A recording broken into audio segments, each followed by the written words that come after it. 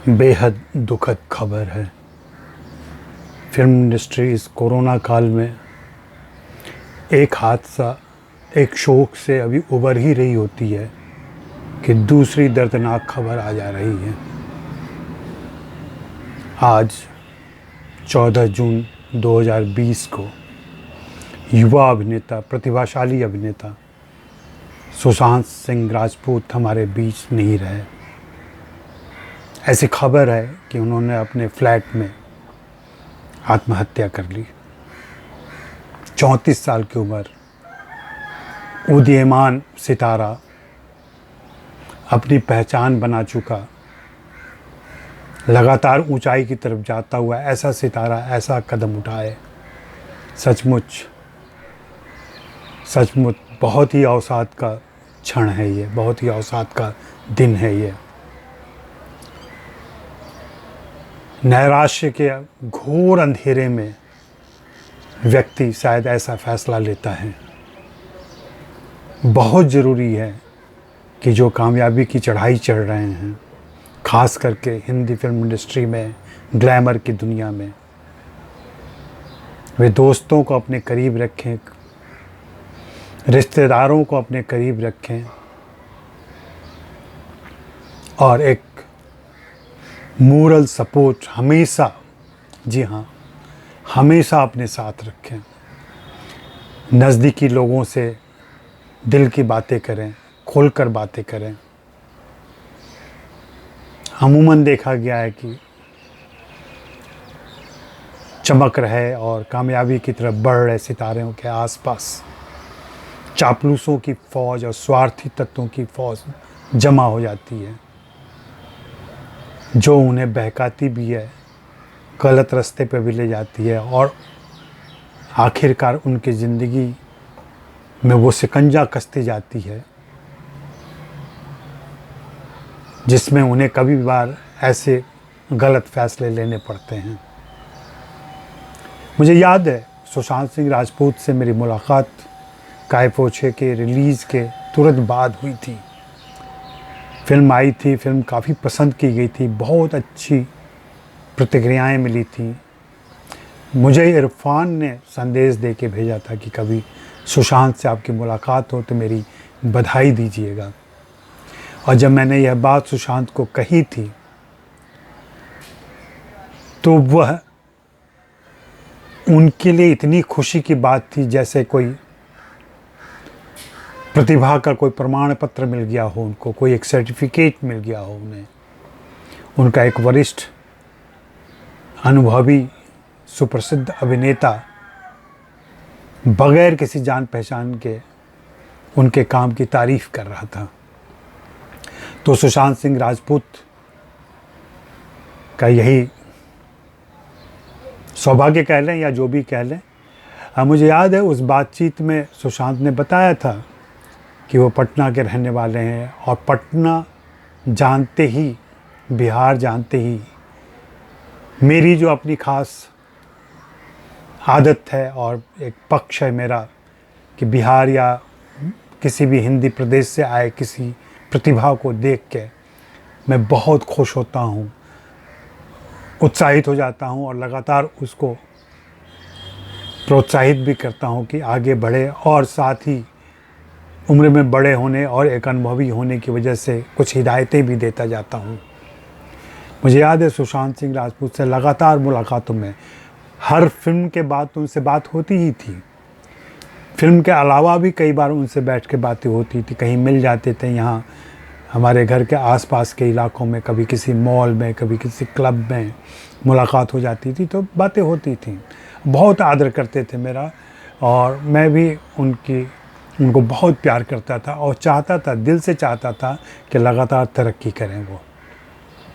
और ये होता रहा उनकी ज़िंदगी में। शुद्ध देसी रोमांस काय पोछे के तुरंत बाद आई थी, उस समय भी काफ़ी लंबी बातचीत हमारी हुई।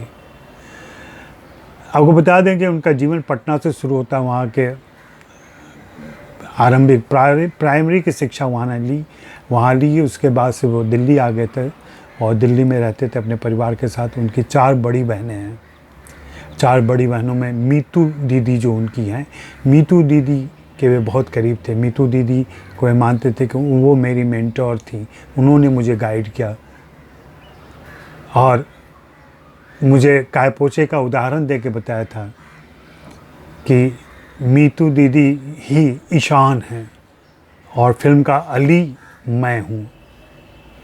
और इस तरीके से जब फिल्म रिलीज हुई थी तो उन्होंने अपनी दीदी को फ़ोन किया था कि फ़िल्म देख कर बताना कि ईशान कैरेक्टर किस पर आधारित है। वो मीतू दीदी पर था। आज मीतू दीदी की क्या स्थिति होगी सिर्फ कल्पना की जा सकती है। उनके साथ हम सभी हैं, हमारी संवेदनाएं हैं। सुशांत सिंह राजपूत का कैरियर बहुत तेज़ रफ्तार से नहीं जा रहा था, लेकिन ऐसा भी नहीं कहेंगे कि ऊंचाई की तरफ नहीं खिसक रहा था। वो थोड़ी धीमी रफ्तार हो गई थी। इधर सेटबैक लगे थे, कुछ एक फिल्में नहीं चली थी, कुछ उनकी आलोचना हुई थी, कुछ उनकी व्यक्तिगत आलोचना हुई थी। कहा जा रहा था कि उनमें एक अहंकार आ गया है। वास्तव में यह अहंकार नहीं होता। मैं कई कलाकारों को बहुत नज़दीक से जानता हूँ।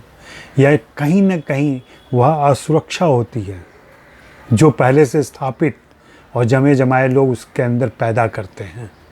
जैसे ही वो थोड़ा उभर रहा होता है, कोई हाथ डाल के उसको दबाने की कोशिश नहीं करता है, लेकिन स्थितियाँ ऐसी पैदा करता है कि ये सब चीज़ें होती हैं। लेकिन सुशांत इन सब पर काबू पाकर, इन सब से आगे बढ़कर और विजय हासिल कर रहे थे।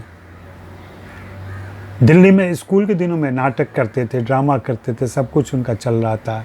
फिर डांस में रुचि थी तो श्यामक डावर का टीम ज्वाइन कर लिया उन्होंने। श्यामक डावर के ट्रुप में थे वो, और वहाँ श्यामक डावर ने उनके एनर्जी देख करके उनसे कहा कि तुम्हें ट्राई करना चाहिए फिल्मों के लिए।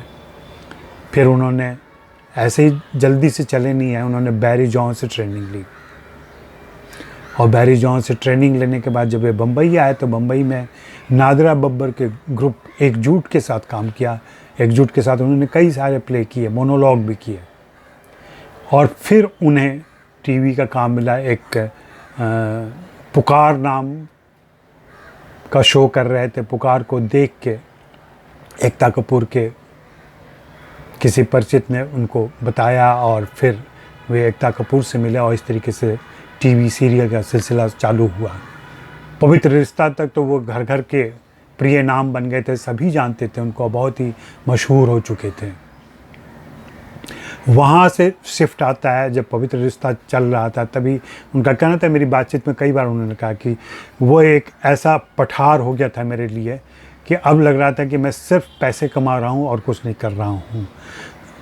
मेरे अंदर के कलाकार का विकास नहीं हो रहा था। उन्होंने तय कर लिया था कि अब वे कुछ नहीं करेंगे, ट्रेनिंग के लिए बाहर जाएंगे, अमेरिका जाएंगे और वहाँ से लौट करके फिर फिल्मों के लिए ट्राई करेंगे। इसी बीच उनको यह ऑफ़र मिला मुकेश छाबड़ा ने, जिनके साथ उनकी फिल्म आने वाली है दिल बेचारा, जो जल्दी ही रिलीज होगी अभी OTT पर। मुकेश छाबड़ा ने उनको चुना और फिर वहाँ से काय पोछे की यात्रा से हुई। काय पोछे में 3 एक्टर थे। राजकुमार रिजवी थे, राजकुमार राव थे, अमित साध थे और स्वयं सुशांत सिंह राजपूत। 3 हीरो थे, लेकिन तीनों में सबसे ज़्यादा प्यार सुशांत को मिला और सुशांत को अपने चरित्र के अनुकूल तारीफ मिली और काफ़ी अच्छा रहा रिस्पांस। और फिर उसके बाद से फिल्में उनको मिलती रहीं। लेकिन एक समय था जब मैं मिला था बीच में एक बार, तो वो सचमुच निराश थे, बहुत परेशान थे। होता यही है कि जब हम किसी की खुशी और चिंताओं में शामिल रहते हैं, थोड़ा बहुत करीब से जानते हैं, उसके ऐसे कदम उठाने का कुछ ज़्यादा ही अफसोस होता है। कह नहीं सकते कि क्या उनके जीवन में चल रहा था, किस तरह की दिक्कतें थी, क्या बातें हो रही थी। इधर इंडस्ट्री को जितना करीब से मैंने देखा और जिन लोगों से इस उतार चढ़ाव से मैं वाकिफ़ हूँ, मैं सभी कलाकारों को, प्रतिभाओं को आगाह करता हूँ बार बार और इस बात की हिदायत देता हूँ कि अपने दोस्त बनाए रखिए, अपने ऐसे हमदर्द बनाए रखिए जो समय पर आपको सही तरीके से संभाल सकें, क्योंकि इस चढ़ाई में ज़बरदस्त फिसलन है और इस फिसलन में कई बार आप अनजाने में फिसलते हैं और कई बार आपसे चूक हो जाती है, आप खुद कोई गलत फैसला ले बैठते हैं। सुशांत सिंह राजपूत छोटे से कैरियर में, सिर्फ 34 साल की उम्र, और अभी 2013 में तो उनका फिल्मी कैरियर चालू हुआ था। सिर्फ 7 सालों में उन्होंने जो भी ऊंचाई हासिल की, पहचान हासिल की, लोकप्रियता हासिल की, उसको देखते हुए यही उम्मीद थी कि वे काफ़ी आगे तक जाएंगे। लेकिन एक चमकदार चैप्टर युवा हमारे बीच नहीं रहा। बहुत ही अफसोस की बात है, बहुत ही अवसाद की बात है।